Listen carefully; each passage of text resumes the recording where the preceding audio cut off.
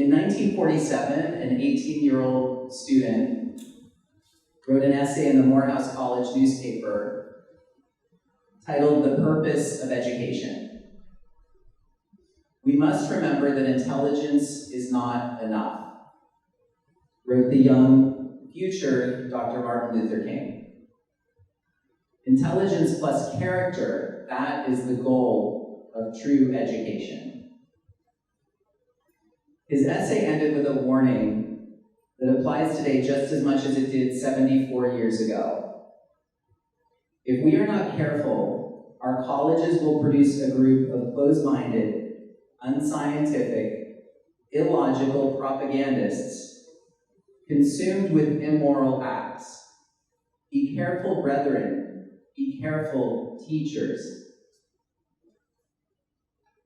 Last fall, I pulled my kids from Riverdale Country School, the only grade school they had known. My skin is brown because of the genes I inherited from my father, who is Mexican and Yaqui, which is an indigenous tribe native to the US-Mexico border region. My children have lighter skin, as does my wife, who was 6 years old when she immigrated to North America as a refugee from the former Soviet Union. What I have learned, what I know to be true, is that every person has their own unique story. There is danger in trying to flatten those stories, those lived experiences, into stereotypes, into crude misrepresentations of the significance of something so insignificant as the amount of melanin in a person's skin. Martin Luther King Jr. has always been a hero to me. My kids' school insisted that what I knew to be true was wrong. The school demanded that my family embrace a new intolerant orthodoxy, a backward belief system that presents a flawed academic theory as fact, and seeks to force our children into group identity buckets that reduce them to labels and stereotypes. I'm not an activist.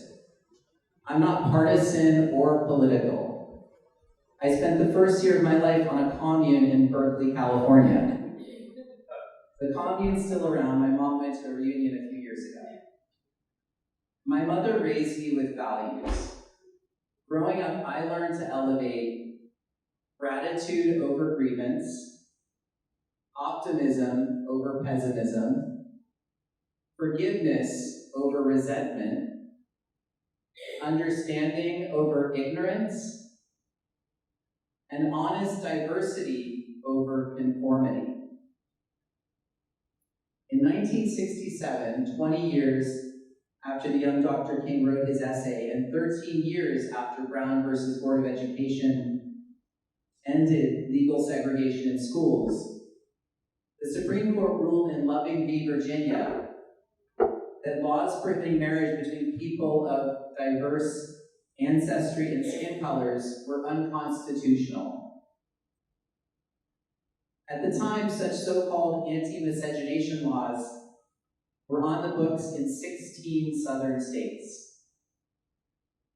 In many ways, June 12, 1967 marks the end of legal segregation in our country. Over the next 50 years, we made huge strides. But something has gone wrong. This year, in 2021, University of Pennsylvania Professor Emeritus Adolph Reed, a founding member of the U.S. Labor Party, a frequent contributor to The Progressive, The Nation, The New Republic, and other progressive publications, said that anti-racism is doing for the ruling class of our country what racism did 100 years ago. The reason he said this is because what schools like Riverdale are doing to our children in the name of anti-racism is in fact teaching them racism. As Daryl Davis has said, it's not enough for us to be anti-racist. we also need to be pro-human. It's not enough to say what we are against, we also have to say what we are for. Fair is for a world where every child is given the opportunity to succeed, to thrive. Fair is for education that teaches positive character strengths and open-minded inquiry, as the young king advocated so many years ago. Fair is for a culture where we have civil discourse and where we elevate universal values like fairness and understanding and embrace our common humanity.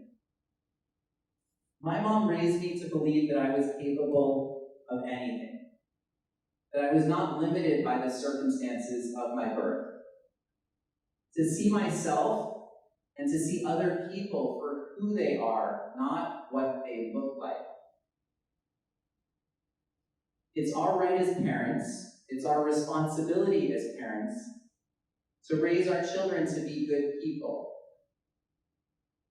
to have character strengths that will help them and help our society to thrive. I have met such amazing, resilient, courageous people over the past 6 months. People like Takirika and Martin, like Paul and Dana. People who spoke the truth and stood up to help end the spiral of silence and polarization.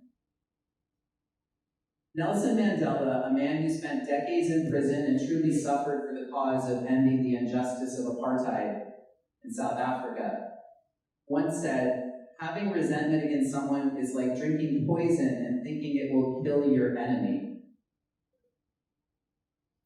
We need to remind our schools that the purpose of education is to open minds, not close them. We need to remind our schools that the purpose of education is to strengthen the bonds that unite us, not weaken them.